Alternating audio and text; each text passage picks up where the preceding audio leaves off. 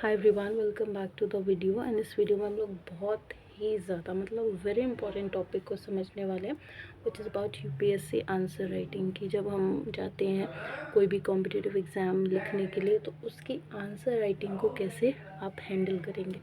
So these are the very basic, very important and wholesome things जो कि आपको ध्यान में रखने हैं। एंड अगर आप इन सब चीज़ों को ध्यान में रख के जब आप जाओगे ना एग्ज़ाम में आंसर राइटिंग करने, तो definitely you score good and you thank me later in the comment section after done with your exam.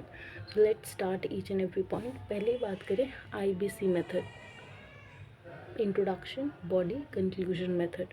सबसे पहले इंट्रोडक्शन से शुरू करो, फिर बॉडी लिखो, फिर कंक्लूजन। इंट्रोडक्शन में सबसे बेसिक लिखना होता है, कोई डेफिनेशन, बहुत बेसिक टॉपिक से रिलेटेड चीज़ें। बॉडी में मेन कंटेंट जो भी उसमें पूछा गया है वो, और कंक्लूजन आप उस चीज़ से क्या समझते हो या क्या आप ऐड ऑन करना चाहते हो कि हाँ इस चीज़ को करके बेहतर बनाया जा सकता है। तो इंट्रोडक्शन 50 to 20% कवर कर लेता है आपके आंसर को, फिर बॉडी और बाकी कंक्लूजन। तो सबसे मेन मेथड है IBC। इसके अलावा कुछ डायरेक्टिव्स, जैसे कि सबसे मेन होता है इन जैसे UPSC जैसे एग्ज़ाम्स में कि जो चीज़ पूछी गई है उसके वर्ड पे, मेन टर्म पे बहुत ज़्यादा फोकस हो, क्योंकि वो पूरा गेम चेंजर होता है। अब उसमें कुछ क्वेश्चंस डिस्कस पूछ देगा, कोई क्रिटिकली एनालाइज बोल देगा, कोई इवेलुएट बोल देगा, कोई कमेंट बोल देगा। तो आप इन सब चीज़ों को अगर फोकस नहीं कर रहे हो और बस जैसे मान लो कि उसने पूछ दिया नॉन कोऑपरेशन मूवमेंट या किसी बारे में, आप उसी को बस ध्यान में दे रहे हो और इन चीज़ों को नहीं दे रहे हो, वहाँ पे आपके आंसर का पूरा रोल ही ख़त्म हो जाता है, पूरा चेंज हो जाता है।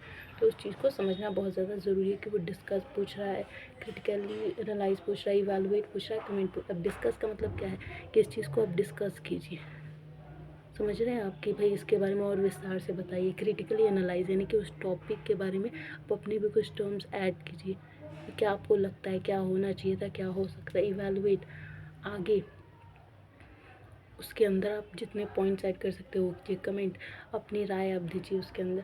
सो दीज आर द डायरेक्टिव जिसको ध्यान में रखना बहुत ज़्यादा इंपॉर्टेंट है। एनालाइज, अब वहाँ पे पॉलिटिकल टर्म्स पूछ लेता है, economic terms, social terms, environmental perspective से पूछ लेता है। तो ये भी ध्यान रखना बहुत ज़्यादा ज़रूरी है कि किस टर्म पे ज़्यादा फोकस किया गया। इकोनॉमिकली पूछ रहा है, पॉलिटिकली पूछ रहा है, सोशली पूछ रहा है, इन्वायरमेंटली पूछ रहा है।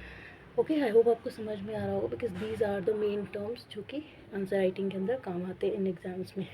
हाँ, सबसे ज़्यादा हम सब जानते हैं कि UPSC एक ऐसा एग्ज़ाम है जो कि पूरा करंट अफेयर के इर्द गिर्द घूमता है। तो करंट अफेयर आप अगर अपने आंसर में ऐड करेंगे, अगर क्या करना ही है आपको और करना ही चाहिए और करना ही पड़ेगा, तो ये आपका आंसर इस एग्ज़ाम के लायक बनेगा। सो मेक श्योर कि जो उस टर्म से रिलेटेड चीज़ें हैं वो आप लिखते जाएं, समझते जाएं, दिमाग में बिठाते जाएं, ताकि जब आप आंसर लिखेंगे तो उसमें आप इंक्लूड करें। इसके अलावा बहुत चीज़ें होती हैं जो कि इससे खुद पर्सनल एक्सपीरियंस मैं बता रही हूँ कि बहुत फ़ायदा होता है। अंडरलाइन कीवर्ड्स, जो मेन वर्ड्स हैं कीवर्ड्स, उसको अंडरलाइन ज़रूर करें और इससे बहुत अच्छा इंप्रेशन पड़ता है और समझ में आता है कि हाँ आपको आता है, आपने ऐसे गप्पे नहीं हाँकी हैं या ऐसी कुछ भी बना के नहीं लिखा है, आप सही में अच्छे से आपने अटेम्प्ट किया है। तो इसका क्या मतलब है कि अगर कोई अंडरलाइन नहीं करता तो उसको नहीं आता, ऐसा नहीं है। लेकिन अंडरलाइन करने से एक खूबसूरती बढ़ जाती है और अटेंशन खींचता है, अट्रैक्शन बढ़ता है।